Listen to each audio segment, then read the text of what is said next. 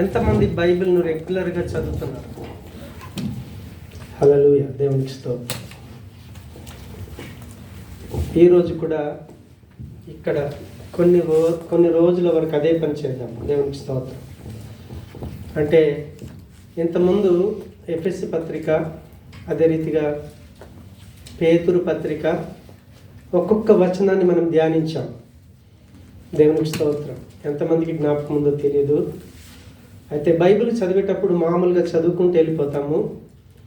ఈరోజు ఫిలిప్పీ పత్రికను మనం ధ్యానిద్దాం. హల్లెలూయా.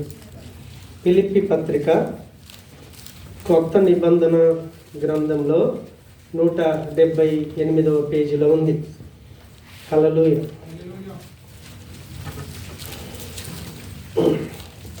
నేను మొదటి 2 వచనాలని చదువుతా ఉన్నాను. ఫిలిప్పీలో ఉన్న క్రీస్తు యేసునందలి సకల పరిశుద్ధులకును, అధ్యక్షులకును, పరిచారకులకును, క్రీస్తు యేసు దాసులైన పౌలును, తిమోతియును శుభమని చెప్పి వ్రాయినది మన తండ్రి యగు దేవుని నుండి, ప్రభువగు యేసుక్రీస్తు నుండి మీకు కృపయు సమాధానమును కలుగునుగాక. ప్రార్థన చేసుకుందాం. ప్రేమగల మా తండ్రి, మీకు వందనాలు.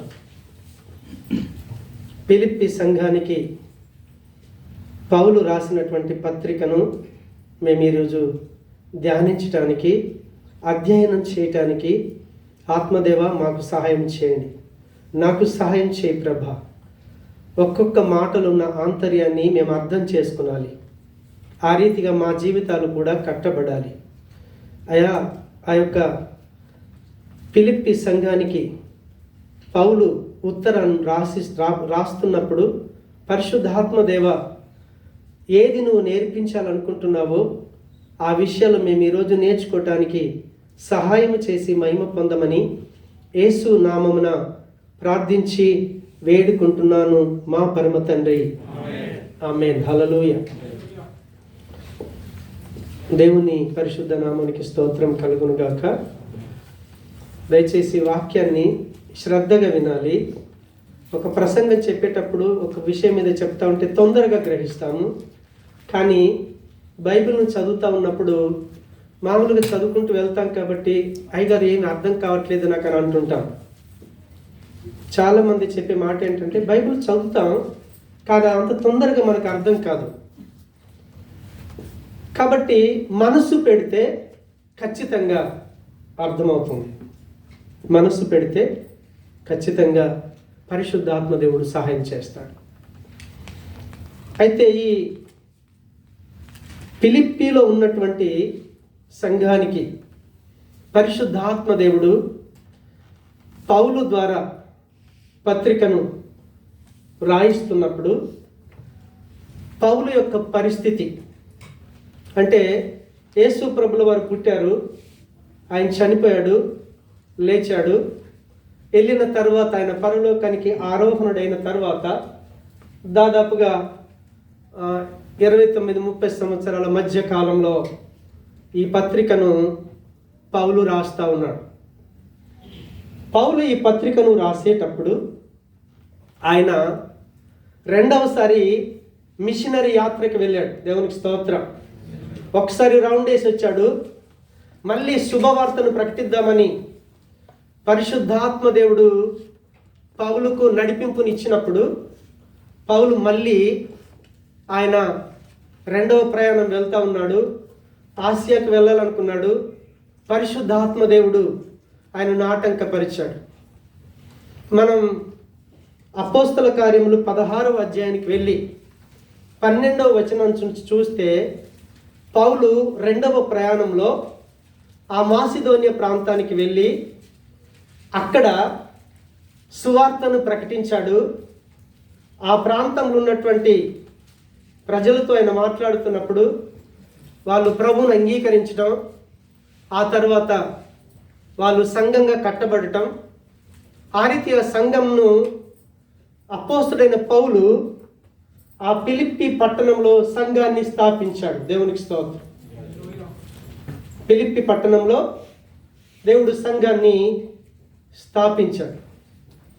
ఆ రీతిగా స్థాపించబడినటువంటి అమ్మ జస్ట్ ఇవ్వచ్చు, నాకు కనిపించాలి.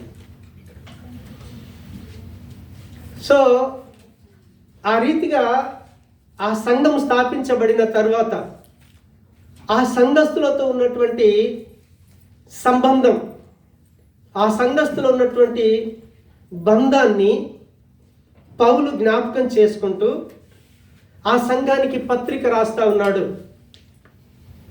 అయితే ఆయన సువార్త నిమిత్తం శుభవార్తను ప్రకటిస్తున్నప్పుడు ఆయనను పట్టుకొని చెరసాలలో వేసేశారు. రోమ చెరసాలలో ఉండి ఈ పత్రికను పౌలు రాస్తా ఉన్నాడు. వాస్తవంగా చెరసాలలో ఉన్నప్పుడు ఒక వ్యక్తి బాధతో ఉండాలి, కృంగిపోయి ఉండాలి, నిరాశ చెంది ఉండాలి. కానీ చెరసాలలో ఉండి కూడా తాను ఆ యొక్క ఫిలిప్పి సంఘంలో ఉన్నటువంటి విశ్వాసులకు నేను ఆనందంగా ఉన్నాను, మీరు కూడా ఆనందంగా ఉండాలి, నేను ఆనందంగా ఉన్నాను, మీరు కూడా ఆనందంగా ఉండాలనే సమాచారాన్ని పౌలు ఆ యొక్క ఫిలిప్పి పట్టణంలో ఉన్నటువంటి అక్కడ ఉన్నటువంటి స్థానిక సంఘంలో ఉన్నటువంటి విశ్వాసులకి ఆయన సమాచారాన్ని అందిస్తూ ఉన్నాడు. హల్లెలూయా. అయితే ఈ పత్రిక చాలా చిన్నది, 4 అధ్యాయాలు ఉన్నాయి. కానీ విలువైనటువంటి సమాచారాన్ని పౌలు అందిస్తూ ఉన్నాడు. తాను శుభవార్తను ప్రకటించడానికి తన సొంత అభిప్రాయాలను, తన సొంత కోరికలను తాను ఏం చేశాడంటే పక్కన పెట్టేసి ఎంత శ్రమైనా సరే అనుభవించడానికి, దాన్ని ఎదుర్కోవటానికి సిద్ధపడినటువంటి జీవితాన్ని మనం ఈ పత్రికలో చూడబోతా ఉన్నాం. దేవునికి స్తోత్రం. అపోస్తుడైన పౌలు నిజంగా నేను ఆనందిస్తున్నాను, మీరు ఆనందించండి అని చెప్పటమే కాకుండా శుభవార్త విషయాల్లో తాను ఎంత ప్రయాసపడ్డాడో ఆ కష్టమంతా తెలియజేస్తూ కూడా ఐఎమ్ హ్యాపీ, నేను ఆనందంగా ఉన్నాను అనే విషయాన్ని ఈ పత్రిక ద్వారా ఆయన తెలియజేస్తూ ఉన్నాడు. దేవునికి స్తోత్రం. అంత మాత్రమే కాదు, ఇంకా తను యేసు ప్రభుతో శుభవార్తతో, అంటే పౌలుకున్నటువంటి సహవాసమే కావచ్చు, పౌలులో ఉన్నటువంటి నీతి న్యాయాలే కావచ్చు, పౌలు ద్వారా దేవుడు ఏ బలమైన కార్యాలను జరిగిస్తున్నాడో దేవుని యొక్క బల ప్రభావాలు కావచ్చు, ప్రతిదీ కూడా క్రీస్తులోనే, క్రీస్తు శుభవార్తలోనే ఉన్నాయన్న సత్యాన్ని ఆయన ఈ పత్రికలో తెలియజేస్తా ఉన్నాడు. దేవునికి స్తోత్రం. అంత మాత్రమే కాదు, నిజంగా ఒక క్రైస్తవుడు, ఒక విశ్వాసి, సంఘం అని పిలువబడుతున్నటువంటి ప్రతి విశ్వాసి కూడా తాను దేవునికి ఫలభరితమైనటువంటి జీవితాన్ని, దేవుణ్ణి సంతోషపరిచేటటువంటి జీవిత విధానాన్ని, యేసుక్రీస్తుకు మహిమ తీసుకొచ్చేటటువంటి జీవిత విధానాన్ని ఈ పత్రికలో స్పష్టంగా తెలియజేశాడు ఆయన. దేవునికి స్తోత్రం.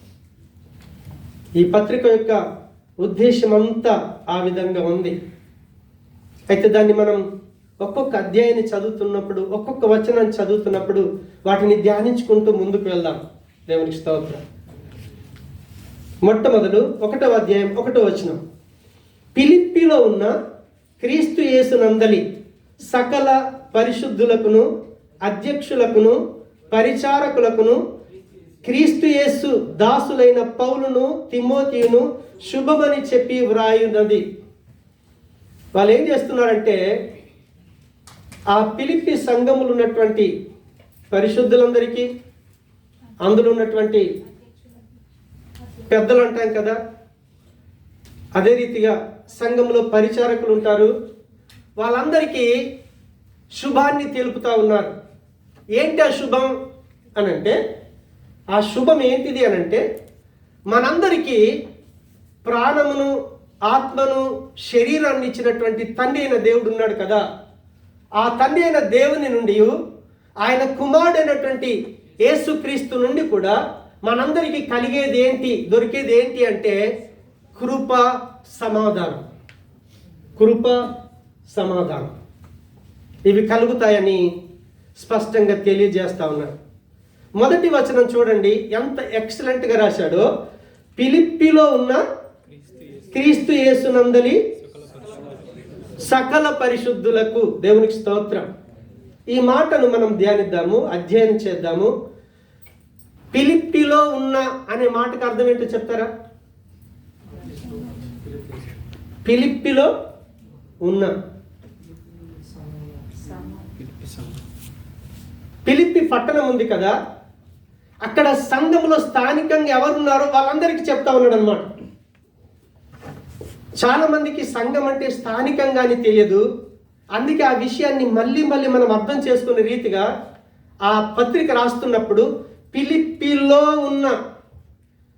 ఫిలిప్పీలో ఎంతమంది అయితే యేసుక్రీస్తును తమ సొంత రక్షకుడిగా అంగీకరించి సంఘముగా సహవాసంగా కూడుకుంటున్నారో ఆ విశ్వాసులందరికీ అంటున్నాడు. అంటే ఒక వ్యక్తి స్థానికంగా సంఘములున్న విశ్వాసులతో అనుబంధం కనుక లేకపోతే దేవుడు మనల్ని సంఘముగా పరిగణించాడు. స్పష్టంగా చెప్తా ఉన్నాడు అనమాట. అందుకే ఫిలిప్పీలో ఉన్న, ఇంకా క్రీస్తు యేసునందలి సకల పరిశుద్ధులకు, దేవునికి స్తోత్రం. చాలా మంది విశ్వాసుల్లో ఉండేటటువంటి చెడభిప్రాయం ఏంటిది అంటే, మాట్లాడుతున్నప్పుడు ఎదుటి విశ్వాసి, అయ్యగారు నేను మీ అంత పరిశుద్ధిని కాదండి, నేను నీ అంత మంచివాడిని కాదండి అని తమను తాము ఏం చేసుకుంటారంటే చిన్నగా, తక్కువగా చూసుకుంటారు. కానీ వాక్యం ఏం చెప్తుంది అంటే, ఒక వ్యక్తి క్రీస్తులోకి ఎప్పుడైతే వస్తాడో ఆ వ్యక్తి పరిశుద్ధుడు. నీకు చదువు ఉందా లేదా? No problem. నువ్వు అందంగా ఉన్నావా, అందవిహీనంగా ఉన్నావా? No problem. నీకు మంచి ఉద్యోగం ఉందా, ఉద్యోగం లేదా? No problem. నీకు పెళ్ళైందా, కాలేదా? నువ్వు ఆరోగ్యంగా ఉన్నావా, నువ్వు అనారోగ్యంగా ఉన్నావా? No problem. ప్రతి ఒక్క వ్యక్తి ఎప్పుడైతే క్రీస్తులోకి వస్తాడో ప్రతి విశ్వాసి అందరూ కూడా సమానమైనటువంటి పరిశుద్ధతలోకి వస్తారు. యేసు ప్రభులు వారు చేసిన త్యాగం చూడండి. ఆయన సిలువలో మరణించిన విధానం చూస్తే ఆయన మనుషులందరి కొరకు తల నుంచి అరికాలు దాకా తన ప్రతి రక్తపు బొట్టును చిందించి ప్రతి వ్యక్తి యొక్క పాపాన్ని తన రక్తం ద్వారా కడిగేసి శుద్ధులుగా చేసి మనల్ని క్షమించి ప్రేమించినటువంటి ప్రేమ ప్రభు అయినటువంటి క్రీస్తు యొక్క ప్రేమ. కాబట్టి ఒక వ్యక్తి ఎప్పుడైతే యేసు ప్రభును రక్షకుడుగా అంగీకరిస్తున్నాడో, అంగీకరించిన ప్రతి వ్యక్తి, సంఘంలో ఉన్న ప్రతి విశ్వాసి కూడా అందరూ పరిశుద్ధులే. అందరూ పరిశుద్ధులే. అందరూ పరిశుద్ధులే కాబట్టి పరిశుద్ధుడైనటువంటి యేసు ప్రభుకు చెందిన వారము. మీకు అర్థమవుతుందా? మనమందరం పరిశుద్ధులం కాబట్టే అన్ని విషయాలలో పరిశుద్ధుడైనటువంటి యేసు ప్రభుకు చెందిన వారము. పరిశుద్ధుడైన యేసు ప్రభుకు చెందిన వారము కాబట్టే మనం పవిత్రంగానే జీవించాలి. అర్థమవుతుందా? మనం ఎప్పుడైతే క్రీస్తుని అంగీకరించామో మన అన్ని రకాల పాపాలకి ఆయన ప్రాయశ్చిత్తం చేశాడు. నీలో తెలిసి ఉన్న పాపానికి, తెలియకుండా దాగి ఉన్న పాపానికి కూడా ఆయన ప్రాయశ్చిత్తం చేశాడు. ఆయనను నమ్మటం ద్వారా మనం పరిపూర్ణంగా పరిశుద్ధులమయ్యాం. పరిశుద్ధులమైన తరువాత మనం పరిశుద్ధంగా జీవించడానికి అప్పగించుకోవాలి. కానీ మళ్ళీ పాపం చేయటానికి దేవుడు మనల్ని పిలుచుకోలేదు. పాపం చేయటానికి ఆయన మనల్ని ప్రేమించట్లేదు. ఆయన ప్రేమ ఒకవేళ మనం అర్థం చేసుకుంటే మనలో ఇంకా ఏదైనా పాపం ఉందా అని వెదకి వెదకి వెదకి వెదకి దాన్ని విడిచిపెట్టుకోవటానికి ఇష్టపడతా ఉంటాం. అందుకే పౌలు నుంచి ఆ ఫిలిప్పీ పట్టణంలో ఉన్నటువంటి స్థానికంగా సంఘంగా కట్టబడుతున్నటువంటి విశ్వాసులందరికీ ఏం చెప్తున్నాడంటే, ఆ సంఘంలో ఉన్నటువంటి ప్రతి ఒక్కరు కూడా పరిశుద్ధులే, పవిత్రులు. వాళ్ళు యేసు ప్రభుల వారు ఆయన చనిపోకంటే ముందే మనం యోహాను సువార్త 17వ అధ్యాయం 17, 18, 19 వచనాలు కనుక మనం చదివితే తండ్రికి ఆయన ప్రార్థన చేస్తున్నాడు. ఏంటి? తండ్రి, వీళ్ళందరినీ కూడా సత్యమునందు ప్రతిష్ఠ చేయి. దేంట్లో ప్రతిష్ఠ చేయమంటున్నాడు? సత్యమునందు ప్రతిష్ఠ చేయి. సత్యం అంటే ఏంటి? అక్కడ వెంటనే చెప్పాడు, సత్యం అంటే నా వాక్యమే. వెంటనే జవాబు చెప్తా ఉన్నాడు ఆయన, సత్యం అంటే నా మాటలే. నేనే మాటలైతే చెప్తున్నానో అవి సత్యం. దేవుడి యొక్క ప్రతి మాట కీర్తన 12వ అధ్యాయంలోకి వెళ్ళి కనుక మనం చూస్తే 6వ వచనంలో ఏముంటుంది అని అంటే, యెహోవా యేసు ప్రభుల వారి యొక్క మాటలు, యెహోవా దేవుడి యొక్క మాటలు అవి ఎంత పవిత్రమైనవి అని అంటే, మట్టి మూసలో 7 మారులు కరిగి ఊదిన వెండి అంత పవిత్రం. ఒకసారి వెండిని వేడి చేశాడు, కరిగిపోయింది, దాంట్లో ఉన్నటువంటి మలినం బయటకు వచ్చేసింది. మళ్ళీ మూసలేశాడు, మళ్ళీ వేడి చేశాడు. అలా 7 సార్లు వెండిని కరిగించి క్లీన్ చేస్తా ఉంటే ఎంత పవిత్రమో, దేవుని యొక్క మాటలు కూడా అంత పవిత్రమైనటువంటి, అంత పవిత్రమైన మాట చేత దేవుడు మనల్ని దర్శించాడు, మనల్ని అభిషేకించాడు. ఆ వాక్యము చేత మనల్ని ప్రతిష్ఠించాడు దేవుడు. నువ్వు పరిశుద్ధుడివా పాపివా చెప్పాలి? పరిశుద్ధుడివే, నువ్వు పరిశుద్ధురాలవే. నేను పరిశుద్ధుణ్ణి, నేను పరిశుద్ధురాలనని నువ్వు గ్రహించిన తర్వాత నీ ఇష్టానుసారంగా జీవించడానికి నీకు అధికారం లేదు. హల్లెలూయా. నీ ఇష్టానుసారంగా జీవించడానికి నీకు అధికారం లేదు. అందుకే అంటున్నాడు, ఫిలిప్పీలో సంఘంలో ఎంతమంది అయితే యేసు క్రీస్తులో ఉన్నారో, క్రీస్తులో ఉన్న పవిత్రులందరికీ, రెండో మాట ఏమంటున్నాడు తెలుసా? అధ్యక్షులకును, దేవునికి స్తోత్రం, అధ్యక్షులకును పరిచారకులకును, హల్లెలూయా, పవిత్రులందరికీ అంటే విశ్వాసులందరికీ. రెండోది ఏం చెప్తున్నాడు? అధ్యక్షులు, దేవునికి స్తోత్రం. ఆ తర్వాత పరిచారకులు అంటున్నాడు. ఈ పరిచారకులు అనే మాట గ్రీకు పదానికి అర్థం ఏంటిదంటే సేవ చేయటం.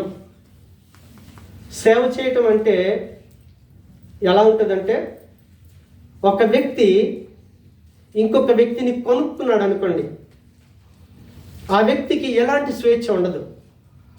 అవునా? మనం ఏ వ్యక్తి అయితే కొనుక్కున్నాడో ఆ వ్యక్తికి మనం ఏం చేయాలి? బానిసం. దేవునికి స్తోత్రం. ఆ రీతిగా పని చేస్తాడు చూడండి బానిసై.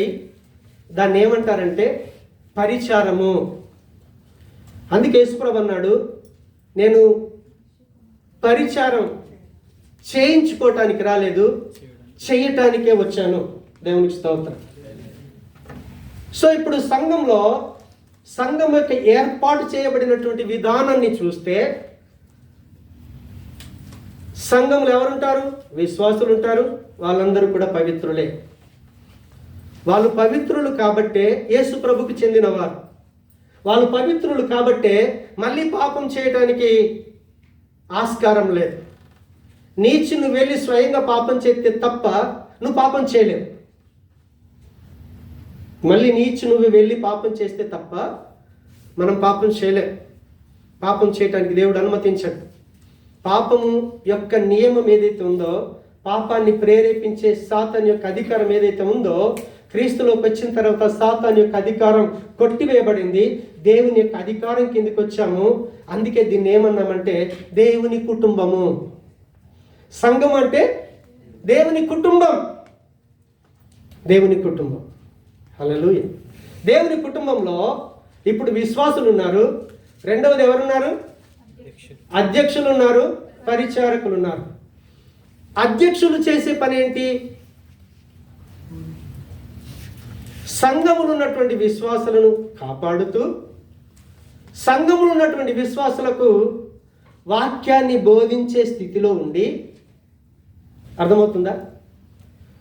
సంఘములున్న విశ్వాసులను కాపాడుతూ, సంఘములున్న విశ్వాసులకు వాక్యాన్ని బోధిస్తూ, వారి యొక్క ఆత్మీయ అవసరతలను తీర్చేటటువంటి వ్యక్తులు ఎవరైతే ఉన్నారో వాళ్ళని అధ్యక్షులు అంటారు.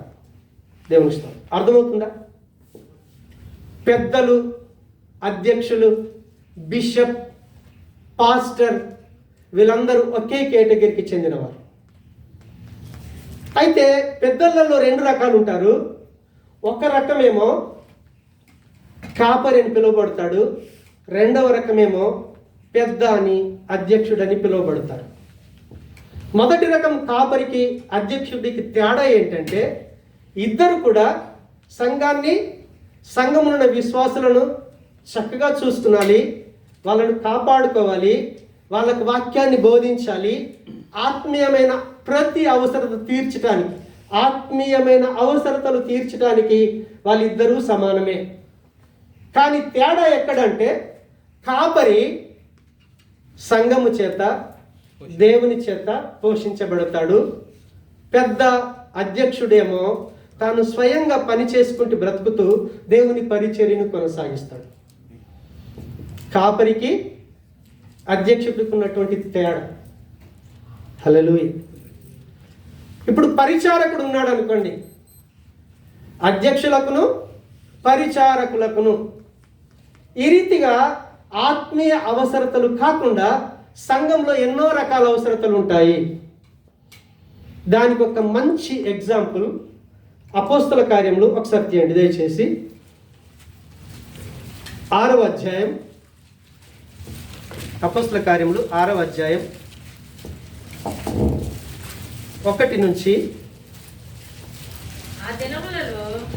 నేను చదువుతున్నాను. ఆ దినములలో శిష్యుల సంఖ్య విస్తరించినప్పుడు అనుదిన పరిచర్యలో తమలోని విధవరాండ్రను చిన్న చూపు చూసిరని హెబ్రీయుల మీద గ్రీకు భాష మాట్లాడు యూదులు సనగసాగిరి.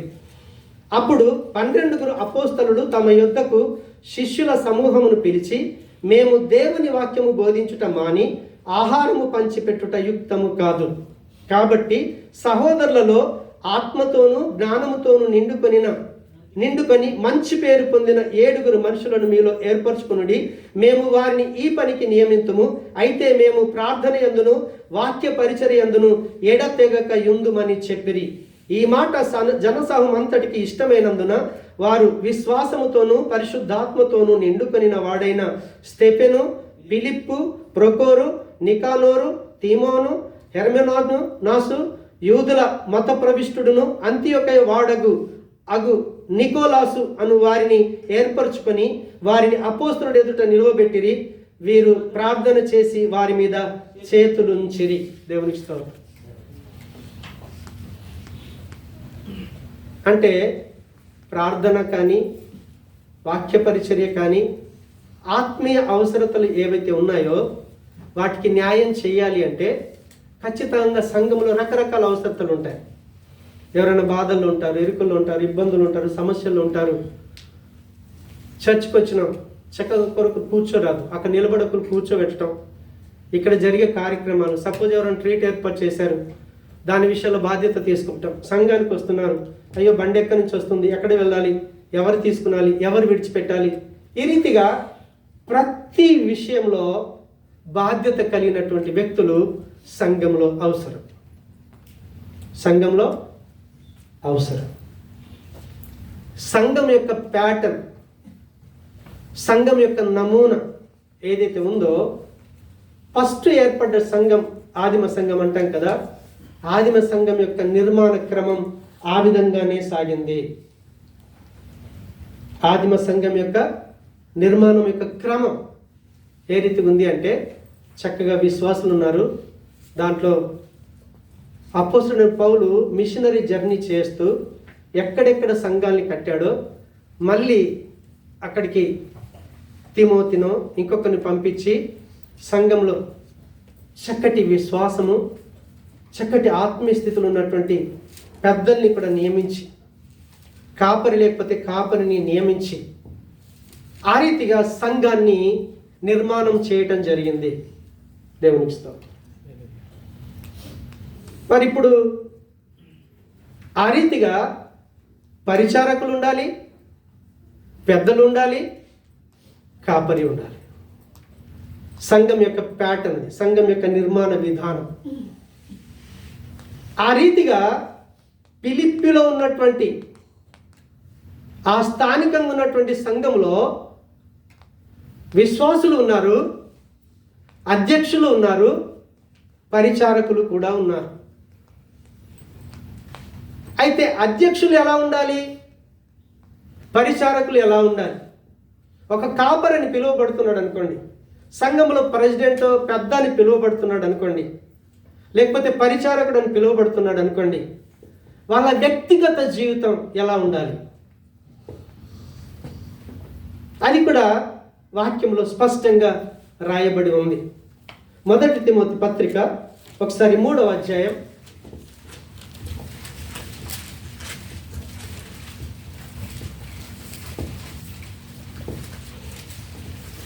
1వ వచనం నుంచి నేను చదువుతున్నాను. ఎవడైనా అధ్యక్ష పదవి ఆశించిన ఎడల అట్టివాడు దొడ్డ పనిని అపేక్షించుచున్నాడన్న మాట నమ్మదగినది. అధ్యక్షుడగు వాడు నిందారహితుడును, ఏకపత్ని పురుషుడును, మితానుభవుడును, స్వస్థ బుద్ధి గలవాడును, మర్యాదస్తుడును, అతిథి ప్రియుడును, బోధింప తగిన వాడునై ఉండి, మద్యపానీయు, కొట్టువాడును కాక సాత్వికుడును, జగబడమాడని వాడును, ధనాపేక్ష లేనివాడునై సంపూర్ణ మాన్యత కలిగి తన పిల్లలను స్వాధీనపరుచుకొనుచు తన ఇంటి వారిని బాగుగా ఏలువాడునై ఉండవలెను.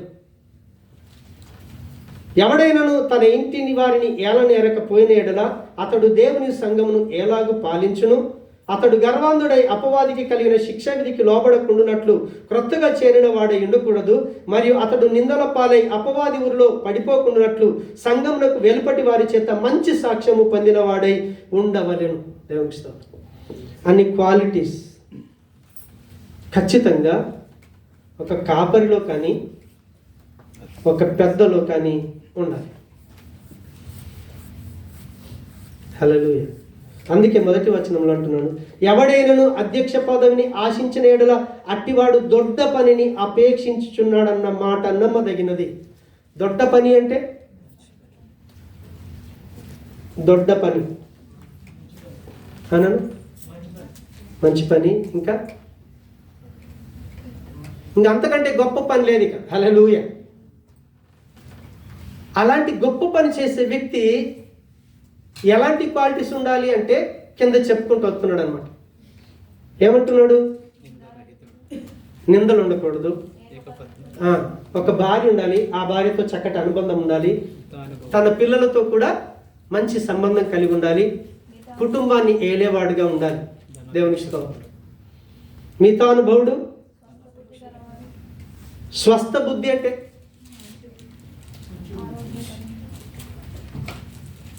స్వస్థ బుద్ధి, బుద్ధిలో స్వస్థత. అందుకని బుద్ధిలో మన బుద్ధి వంకరగా ఉంటుంది. మన బుద్ధి ఏం చేస్తాం? సురేష్ ఒక రకంగా చూస్తాం, ధాన్యాలు ఒక రకంగా చూస్తాం, లేకపోతే కొంతమంది డబ్బులు వస్తే అరే ఇక్కడ కూర్చుంటాం, లేకపోతే లేనివాడితే అక్కడ ఇలాని. ఈ బుద్ధికి ఆల్రెడీ రోగం ఉంది. దేవునికి స్తోత్రం. మనందరి బుద్ధిలో ఈ రోగం ఉంది, నా బుద్ధిలో కూడా ఆ రోగం ఉంది. కానీ ప్రభులోకి వచ్చిన తర్వాత ఆ బుద్ధి మారాలి. ఏం కావాలి? మారాలి. అందుకే క్రైస్తవ జీవితాన్ని మతం అనలేరు. కారణం ఏంటో తెలుసా? చెడిపోయిన బుద్ధి ఏదైతే ఉందో దాంట్లో మార్పు రావాలి. గుడికి వెళ్ళేది, చర్చికి వెళ్ళాం, బుద్ధి మారలా. ఏం మారింది అడిగి? మతం మారాడు. ఏం మారాడు? అక్కడ గుడికి వెళ్ళి మొక్కేవాడు ఇప్పుడు చర్చికి వచ్చి మొక్కుతున్నాడు. గుడిలో ఏం చేసేవాడు ఇక్కడ అది కూడా అదే చేస్తాడు. హల్లెలూయా. కానీ ఇక్కడ అలా ఉండటానికి లేదు. విశ్వాసి సహా. ఇప్పుడు విశ్వాసి అలా ఉండాలంటే నడిపించే నాయకుడు ఎలా ఉండాలి? అవునా కాదు? మనోళ్ళు ఏమంటారు? ఇంట్లో పెద్దోడు కరెక్ట్గా ఉంటే, అవునా, ముందెద్దు కరెక్ట్ నడిపి వెనకాల ఎద్దు కరెక్ట్ నడుస్తుంది. అందుకే సంఘంలో పెద్దని పిలువబడుతున్నావు, కాపరిని పిలువబడుతున్నావు. నీ బుద్ధిలో స్వస్థ బుద్ధి ఉండాలి, రోగం కలిగిన బుద్ధి ఉండకూడదు. ఆ రీతిగా ఒక అధ్యక్షుడు, ఒక సంఘ పెద్ద, ఒక కాపరి ఆ రీతిగా ఉండాలి. సరే, పరిచారకులు అంటే చాలా చిన్న తక్కువ అనుకుంటాం, అవునా? అక్కడ చూడు, పరిశుద్ధాత్మను పొందుకొని విశ్వాసంలో ఉన్నటువంటి 7 వ్యక్తుల్ని ఏం చేయటానికట? అక్కడ అన్నం గురించి గొడవ వచ్చింది. సంఘంలో ఏమైందంటే ఆహారం పంచిపెట్టే పరిస్థితి వచ్చింది. ఇప్పుడు చూడండి, కొంతమంది, నేను మాదిగ నుంచి ప్రభుని నమ్ముకున్నాను, మా కులం మాదిగ కులం, సున్నిత మందేమో కోమట్ల కులం, వాళ్ళు కూడా రక్షించబడ్డారు.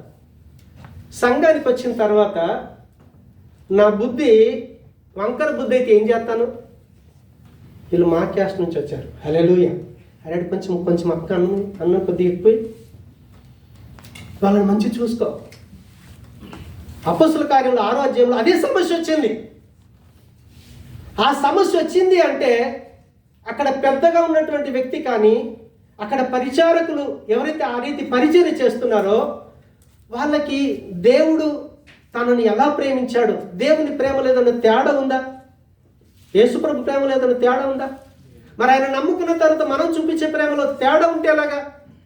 ఇడు నా ప్రాంతం వాడు, నా కులం వాడు, లేకపోతే మా మతంలోకి వెళ్ళి వచ్చాడని మనం పార్షియాలిటీ చూపించకూడదు. మనం దేవుని కుటుంబంలో అందరం సమానం. అది ఎప్పుడు తెలుస్తుంది ఆ వ్యక్తి కంటే? పరిశుద్ధాత్మతో సంబంధం ఏర్పడకపోతే ఇంకా కులమే.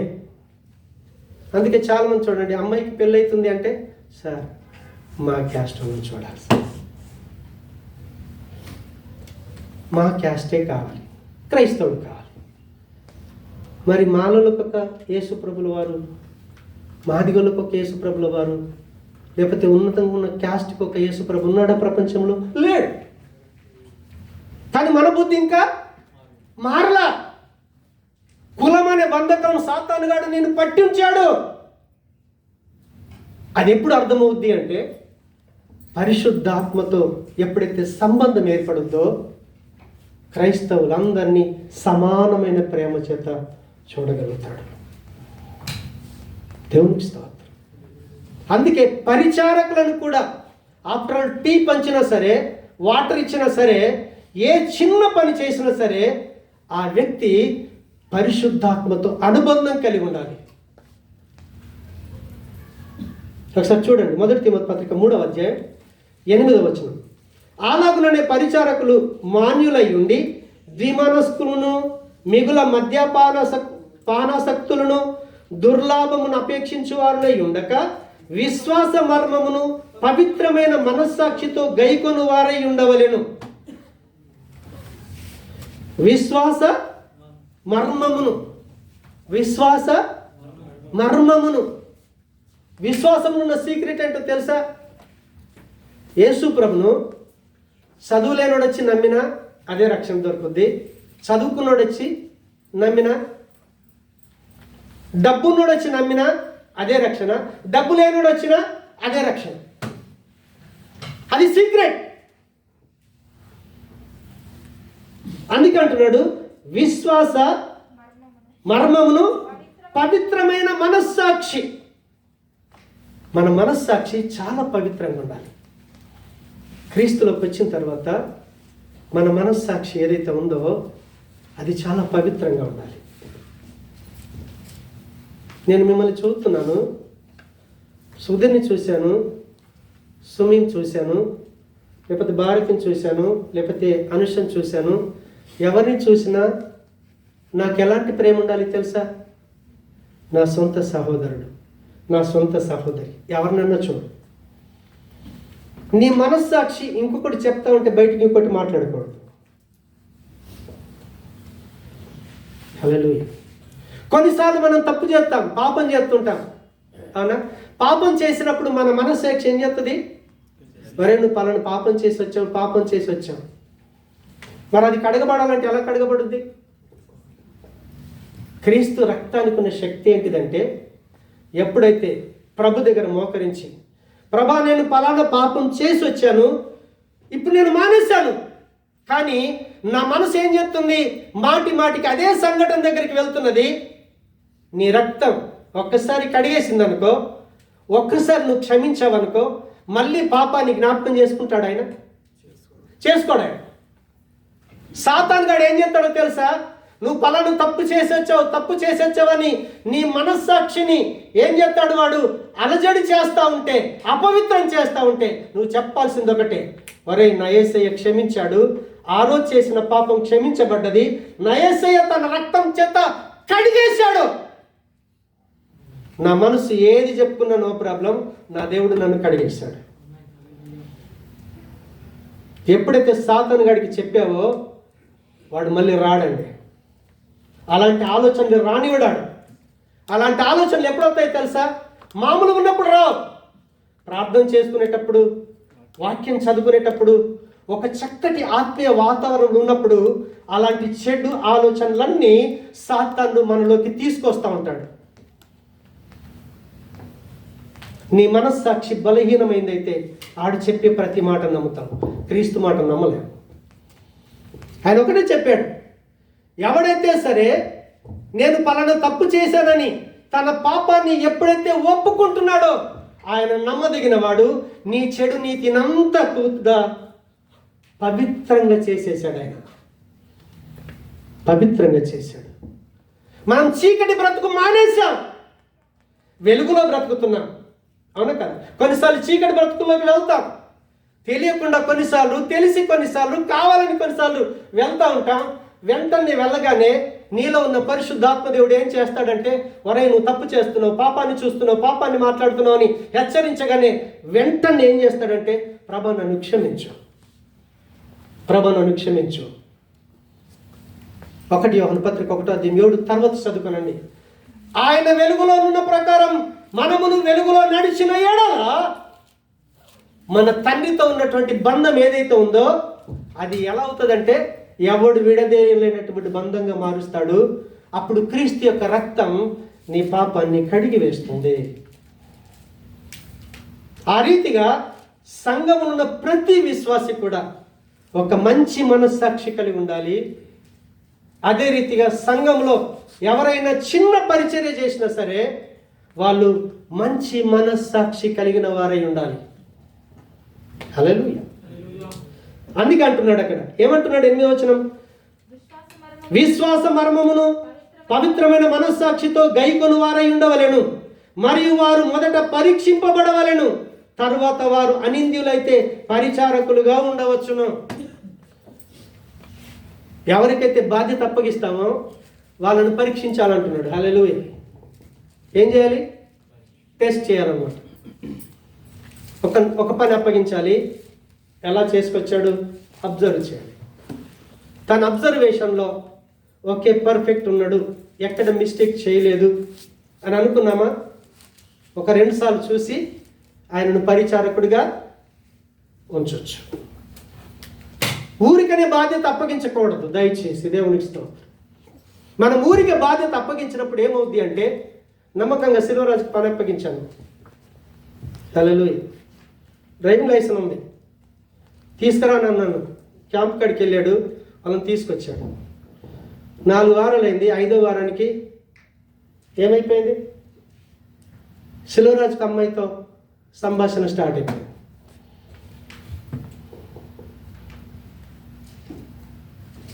బండ్లు వాళ్ళిద్దరే ఉంటున్నారు, థర్డ్ వ్యక్తికి తెలియదు. వాళ్ళ మనస్సాక్షికి మాత్రం ఏం చెప్తున్నామో ఖచ్చితంగా తెలుసు. జరుగుతున్న సంగతి మెల్లమెల్లగా బయటకు వచ్చేది.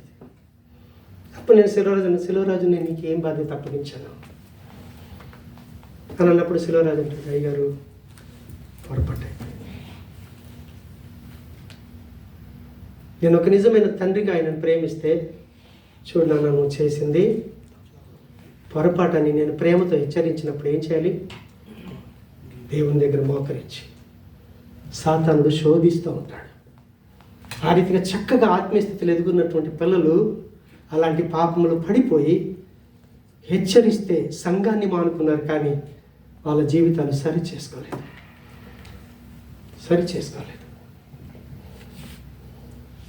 క్యాంప్కి వెళ్ళాను, పలకరించాను, నువ్వు చేసే జీవిత విధానం ఇది కాదు నాన్న. ఫోన్ చేశాడు, నువ్వు ఏరియాకి వస్తే చూస్తానన్నాడు. నేను ఇప్పుడే వస్తాను నాన్న, నన్ను కొట్టాలనుకుంటే కొట్టు. బండి తీసుకొని ఒక్కని వెళ్ళిపోయాను. వీళ్ళని తీసుకొని వెళ్దాం అనుకున్నాను, కానీ ఒక్కని వెళ్ళిపోయాను. ఫోన్ చేశాను, దానా రాలా. ఆ రీతిగా ఒక వ్యక్తికి బాధ్యత అప్పగించేటప్పుడు సంఘం విషయంలో బాధ్యత కలిగిన వాళ్ళు ఏం చేయాలంటే వాళ్ళని అబ్జర్వ్ చేసి వాళ్ళ జీవిత విధానాన్ని చూసి వాళ్ళకు బాధ్యత అప్పగించాలి. అందుకే ఆదిమ సంఘం అంతగా అభివృద్ధి చెందటానికి కారణం ఏంటి అంటే అలాంటి ప్రమాణాలని వాళ్ళు పాటించారు. ఎక్కడో ఆరంభమైంది సంఘం, ఈరోజు ప్రపంచమంతా క్రైస్తవ్యం విస్తరించింది. అలా విస్తరించకపోతే ఈరోజు నీకు నాకు రక్షణ లేదు, ప్రభుని ఎరిగేవారం కాదు, అంధకార జీవితంలో నాశనం అయ్యేవాళ్ళం. మన నాశనాన్ని కోరుకునేవాడు కాదు ప్రభు, మనల్ని ప్రేమిస్తా ఉన్నాడు. ఆయన ప్రేమించి మనల్ని అందరిని ఏం చేశాడంటే మనందరినీ పవిత్రులుగా చేశాడు. ఫిలిప్పీలో ఆ పట్టణంలో ఎవరైతే స్థానికంగా విశ్వాసులతో అనుబంధం కలిగి ఉన్నారో వాళ్ళందరికీ దేవుడిచ్చిన ఆశీర్వాదం ఏంటిది అంటే పవిత్రత ఇచ్చాడు. వాళ్ళు పవిత్రంగా జీవిస్తున్నారు. పవిత్రుడైన యేసు ప్రభుకు చెందినవారు కాబట్టి పాపం చేయడానికి భయపడుతూ ఉన్నారు. అదే రీతిగా అధ్యక్షులు ఉన్నారు, పరిచారకులు ఉన్నారు.